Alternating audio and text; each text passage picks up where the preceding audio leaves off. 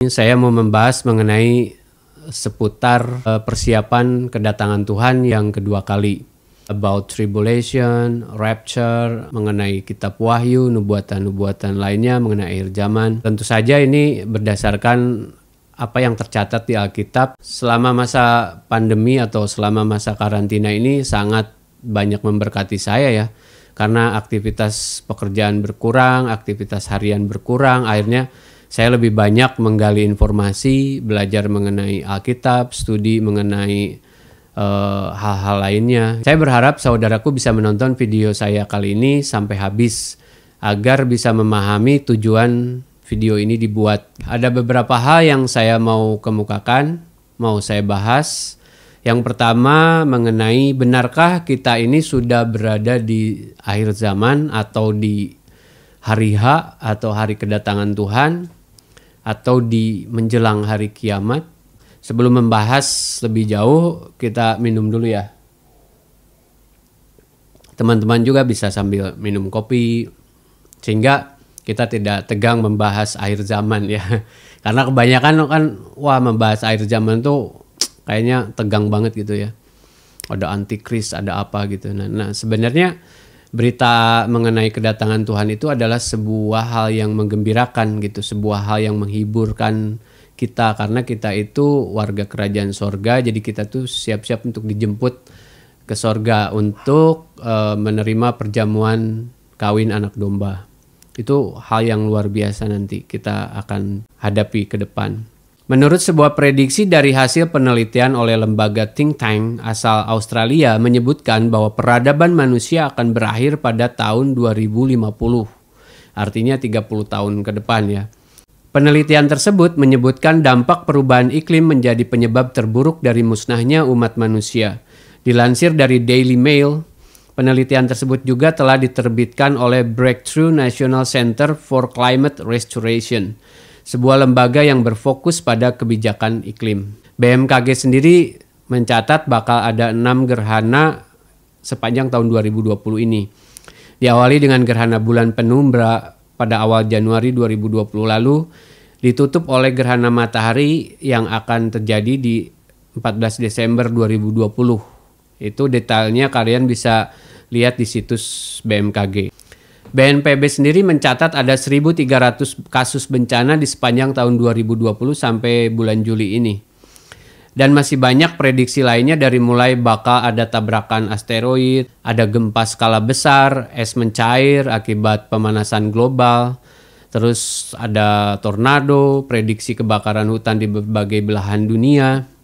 Ini artinya bumi ini sudah sangat tua ya. Jadi saudaraku, kita tidak bisa membandingkan saat sekarang dengan saat pandemi Spanyol atau pada saat Perang Dunia Pertama atau Perang Dunia Kedua atau saat pandemi-pandemi lainnya. Lebih tepat dikatakan masa akhir zaman karena bumi ini sudah sangat tua, udah 2000 berapa tahun ya gitu istilahnya dari semenjak Tuhan Yesus disalibkan ya. Apakah mengenai akhir zaman ini tertulis di Alkitab? Mari kita sama-sama membaca di Matius 24 ayat 32-34. Demikian firman Tuhan, tariklah pelajaran dari perumpamaan tentang pohon ara. Apabila ranting-rantingnya melembut dan mulai bertunas, kamu tahu bahwa musim panas sudah dekat. Demikian juga jika kamu melihat semuanya ini, ketahuilah bahwa waktunya sudah dekat, sudah di ambang pintu. Aku berkata kepadamu, sesungguhnya angkatan ini tidak akan berlalu sebelum semuanya ini terjadi. Langit dan bumi akan berlalu, tetapi perkataanku tidak akan berlalu. Mengenai perumpamaan pohon ara ini, ada seorang hamba Tuhan yang saya kemarin dengar. Peristiwa pohon ara bertunas ini adalah sebagai peristiwa kemerdekaan Israel pada tanggal 14 Mei 1948. Ini diibaratkan sebagai pohon ara yang bertunas. Kemerdekaan Israel itu ditandai dengan keluarnya pasukan tentara Inggris keluar dari Palestina dan bangsa Israel mendirikan negara sendiri dengan David Ben-Gurion sebagai presiden pertamanya. Lalu selanjutnya kalimat angkatan ini tidak akan berlalu itu diinterpretasikan satu angkatan alias satu periode angkatan lah ya. Seperti yang kita sama-sama tahu ya saudaraku, di Mazmur 90 ayat 10 dikatakan bahwa masa hidup kami 70 tahun dan jika kami kuat 80 tahun. Jadi artinya masa hidup manusia itu sekitar 70 tahun. Nah, dikatakan di kitab ya. Paling hebat 80 tahun. Jadi bonus 10 tahun itu. Nah, jika kita kaitkan dengan masa waktu Israel bertunas, jadi istilahnya pada saat kemerdekaan di 1948 kita tambahkan dengan angka 80 tahun. Menurut beliau perkiranya akhir zaman atau kedatangan Tuhan itu mentok di tahun 2028.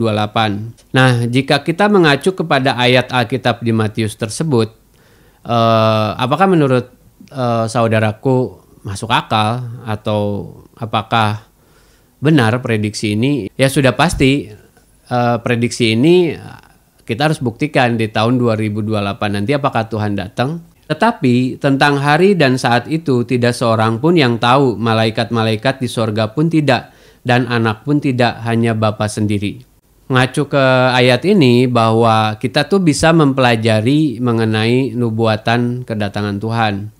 Kita bisa mengetahui kapan kedatangan Tuhan, yang kita tidak bisa tahu itu adalah hari dan saatnya. Jadi artinya hari dan waktunya gitu, jamnya gitu, seperti itulah.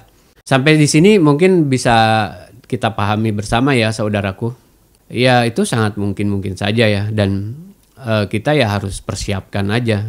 Tugas kita adalah berjaga-jaga ya. Nah artinya kita bisa semakin mempersiapkan hidup kita lebih baik, dan terutama kita semakin fokus untuk menjangkau jiwa dan menyelamatkan jiwa-jiwa, artinya bicara tuayan di akhir zaman ya. Kita lanjut bahasan yang kedua ya, mengenai apakah kita ini sudah berada di masa tribulasi. Apakah virus corona ini adalah sebuah tanda daripada akhir zaman? Mari baca di Lukas 21 ayat 11. Dan akan terjadi gempa bumi yang dahsyat, dan di berbagai tempat akan ada penyakit sampar dan kelaparan, dan akan terjadi juga hal-hal yang mengejutkan dan tanda-tanda yang dahsyat dari langit. Markus 13 ayat 7-8. Dan apabila kamu mendengar deru perang atau kabar-kabar tentang perang, janganlah kamu gelisah. Semuanya itu harus terjadi, tetapi itu belum kesudahannya. Sebab bangsa akan bangkit melawan bangsa dan kerajaan melawan kerajaan. Akan terjadi gempa bumi di berbagai tempat dan akan ada kelaparan, semuanya itu barulah permulaan penderitaan menjelang zaman baru. Saya baru-baru ini mendengar kabar mengenai Israel ya. Saya kutip dari CNN ya, sekitar 13 jam lalu ya. Perdana Menteri Israel Benjamin Netanyahu mengancam akan menghancurkan Suriah jika Presiden Bashar al-Assad terus bersekutu dengan Iran. Netanyahu mendesak Assad untuk tidak mengizinkan militer Iran bercokol di Suriah. Saya katakan kepada Bashar al-Assad, Anda mempertaruhkan masa depan negara dan rezim Anda, kata Netanyahu. Saat bertemu dengan perwakilan khusus Amerika Serikat untuk Iran, Brian Hook, Selasa tanggal 30 bulan 6. Artinya Israel sudah memberikan genderang perang lah ya, istilahnya semacam itu. Jadi ini kabar mengenai tentang isu war ya. Bahkan di China pun ya sedang hangat-hangatnya dengan India ya. Jadi isu-isu war ini seperti yang tertulis di dalam kitab Matius tadi. Terus tanggal 26 bulan 6 2020 pukul 20.34 waktu Indonesia bagian Barat tercatat ada gempa di Bandung ya, 3,5 sih, masih kecil ya. Terus BMKG pun mencatat 60 kasus gempa bumi di berbagai belahan wilayah Indonesia dari tanggal 20 Maret 2020, yang terbesar yaitu 7,1 pada awal Juni lalu ya, di 89 km barat laut Daruba di Maluku Utara ya.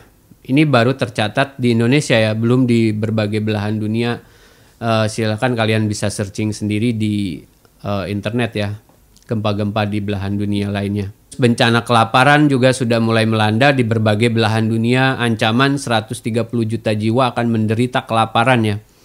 Yang baru saya baca newsnya ya di Kenya, Venezuela, India, di Indonesia pun ya sudah ada ya di beberapa bagian wilayah Indonesia.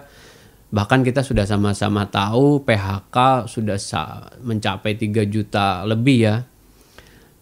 Terus ada tanda dahsyat terjadi ya, seperti di kitab Lukas dibilang tadi ya, mengenai belalang Locust 19.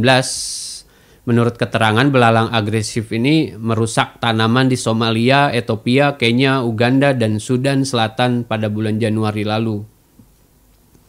Wabah ini diperkirakan menyebabkan 30 juta jiwa manusia akan mengalami kelaparan massal di Afrika akibat kekurangan pangan yang dirusak oleh belalang. Nah, jadi ini harus diwaspadai ke depan. Ada tanda-tanda seperti ini ya, ada tanda-tanda belalang, tanda-tanda binatang perusak lainnya yang bisa merusak pangan, merusak ekonomi ke depan ya. Kemarin saya sempat dengar berita juga ada binatang penghisap darah di mana ya, kemarin saya lupa, Toraja atau di mana. Terus ya ke depan siap-siap aja resesi ekonomi global itu terjadi. Karena perusahaan-perusahaan raksasa sudah mulai gulung tikar ya. Bahkan kemarin saya dengar kabarnya sampai perusahaan Zara mengalami kerugian, hal-hal seperti itulah. Sampai harus menutup outletnya ya, di beberapa outletnya. Nah, kasus George Floyd juga ya yang sangat menjadi istilahnya sesuatu yang meledak ya di tahun ini ya. Ketika menjadi sebuah gerakan massa ya yang sangat masif ya, dan terjadi pengrusakan, terjadi penjarahan massal, cukup ngeri sih saya lihatnya. Satu persatu semuanya ini mulai terjadi nubuatan di kitab Matius 24 ini ya. Saya pun ada video mengenai Vision 2020, pesan Tuhan yang saya dapat lewat penglihatan di sekitaran Mei ya, di tahun 2020 ini, bahwa akan ada banyak manusia murtad gitu, jatuh ke jurang maut karena akibat tidak kuat menghadapi kesukaran ini ya di masa datang yang bakal terjadi. Jika saudaraku ingin nonton video saya mengenai Vision 2020, silakan linknya saya cantumin di kolom deskripsi. Silakan kalian tonton. Nah, apakah menurut Anda dengan kejadian-kejadian ini, apakah kita sedang berada di masa tribulasi atau di masa sukar? Mari teman-teman semua ya, kita sama-sama introspeksi hati kita.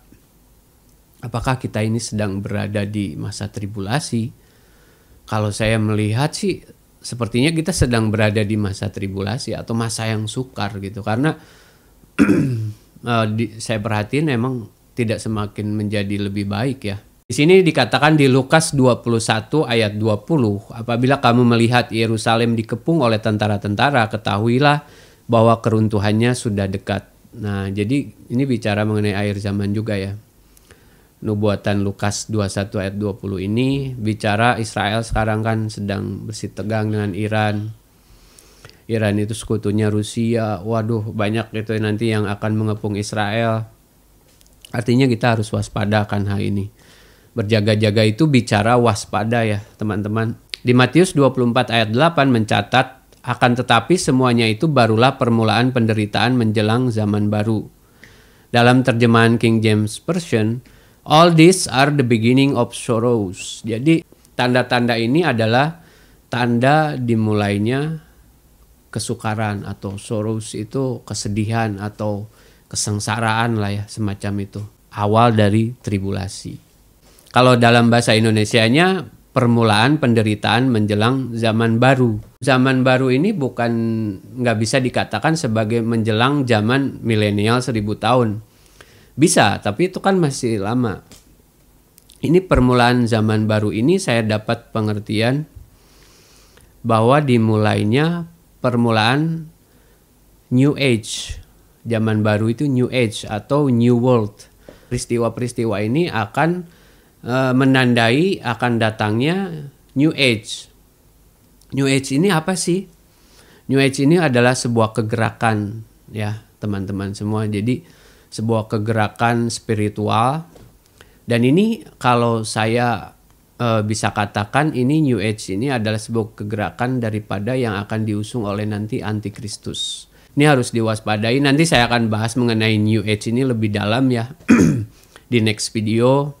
Makanya nantikan terus video-video saya. Sebagai catatan, saya mendapat kabar ya di September 2020 dari seorang hamba Tuhan di India sana ya, bahwa akan ada conference yang dihadiri oleh pemuka-pemuka agama di dunia.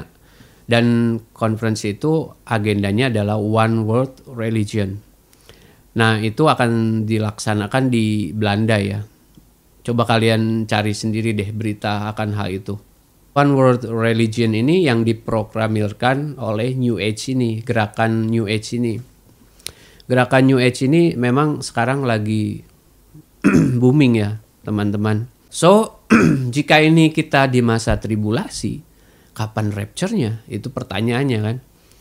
Kenapa kita belum di rapture ya? Itu akan saya bahas di video selanjutnya. Kiranya saya pun berdoa untuk teman-teman semua agar teman-teman semua selalu berjaga-jaga, waspada akan setiap hal-hal yang terjadi di dunia ini. Di next video nanti saya akan bahas mengenai New Age ini dan rapture, kapan di rapture gitu kan, semacam itu, mengenai nubuatan kitab Wahyu, seperti apa kita nanti perjamuan kawin anak domba. Nah, untuk itu teman-teman silakan klik tombol subscribe di bawah, sama klik tombol loncengnya agar teman-teman bisa mendapatkan notifikasi setiap kali saya upload video terbaru. Oke, seperti itu ya video kali ini. So, siap-siap berjaga-jaga selalu. Sampai jumpa di video selanjutnya. God bless you.